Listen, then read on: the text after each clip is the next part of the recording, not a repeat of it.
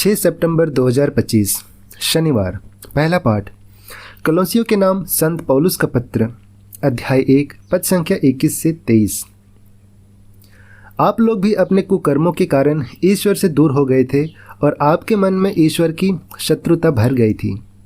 किंतु अब मसीह ने आपके मरणशील शरीर की मृत्यु द्वारा ईश्वर से आपका मेल कराया है, जिससे वह आपको पवित्र, निर्दोष और अनिंद्य बनाकर ईश्वर के सामने प्रस्तुत कर सकें। किंतु आपको विश्वास में दृढ़ और अटल बना रहना चाहिए और उस आशा से विचलित नहीं होना चाहिए जो आपको सुसमाचार द्वारा दिलाई गई है। वह सुसमाचार आकाश के नीचे की समस्त सृष्टि को सुनाया गया है और मैं पौलुस उसका सेवक बना हूँ। यह प्रभु की वाणी है। ईश्वर को धन्यवाद। भजन अनुवाक्य। अब ईश्वर स्वयं मेरा सहायक है। हे ईश्वर, अपने नाम द्वारा मुझे बचा, अपने सामर्थ्य से मुझे न्याय दिला। हे ईश्वर, मेरी प्रार्थना सुनने और मेरे शब्दों पर ध्यान देने की कृपा कर। अनुवाक्य। अब ईश्वर स्वयं मेरा सहायक है।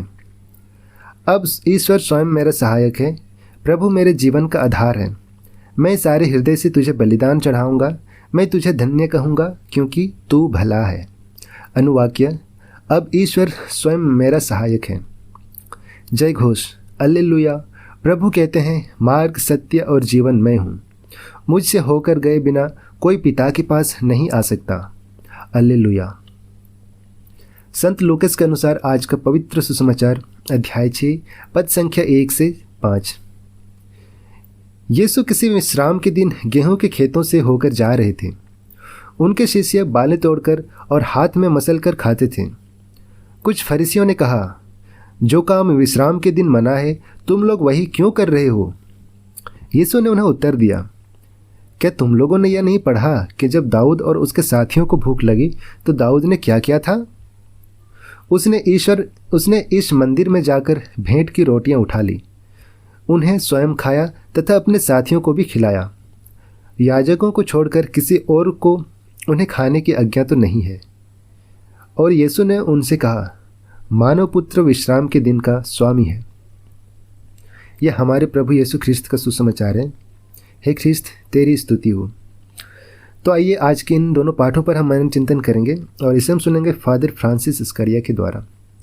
और वो बताते हैं, विधि विवरण अध्याय 33 का 26वां पद कहता है, यदि तुम अपने पड़ोसी के अनाज के खेत से होकर निकलो तो हाथ से बालों को तोड़कर खा सकते हो, किंतु अपने पड़ोसी के खड़े खेत में हंसिया नहीं चला सकते। यह पुराने विधान के लोगों के लिए एक व्यवस्था थी। इसलिए अनाज के बालें तोड़ना, उन्हें अपने हाथों में मलना और उन्हें खाना पूरी तरीके से ठीक था। लेकिन विश्राम के दिन काम करना कानून के खिलाफ था। यदि हम अनाज की बालें तोड़ना, उन्हें अपने हाथों में मलना और उन्हें खाना सख्ती से काम के रूप में व्याख्या करते हैं तो यह गलत था। फरीसियों ने यही किया। कानून मनुष्य और समाज की भलाई के लिए होते हैं। हमें मनुष्यों को केंद्र में रखना चाहिए, लेकिन अगर हम कानून को जीवन का केंद्र बना लेते हैं तो हम कानून के वास्तविक लक्ष्य से भटक जाते हैं। विश्राम के नियम भी मनुष्यों के कल्याण के लिए है। ईश्वर हमेशा अपने लोगों का भला चाहते हैं। संत पौलुस कहते हैं, हम जानते हैं कि लोग ईश्वर को प्यार करते हैं और उनके विधान के अनुसार बुलाए गए हैं।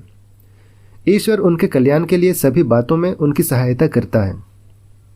आज हम ऐसे समाज में रह रहे हैं जहां इंसान से ज़्यादा अहम मशीनें और गैजेट्स होते जा रहे हैं। आर्टिफिशियल इंटेलिजेंस मनुष्य की जगह लेने की धमकी दे रहा है। हमारे समय का विरोधाभास एक है कि संचार की सबसे उन्नत प्रणालियों के साथ आदमी और आदमी के बीच की दूरी बढ़ती जा रही है। प्रभु ईश्वर के ही रूप और सदृश में सृजा गया मनुष्य की जगह कोई भी नहीं ले सकता।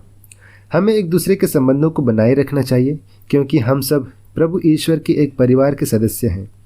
हमें एक दूसरे का ख्याल करने और एक दूसरे की देखभाल करने की आवश्यकता है।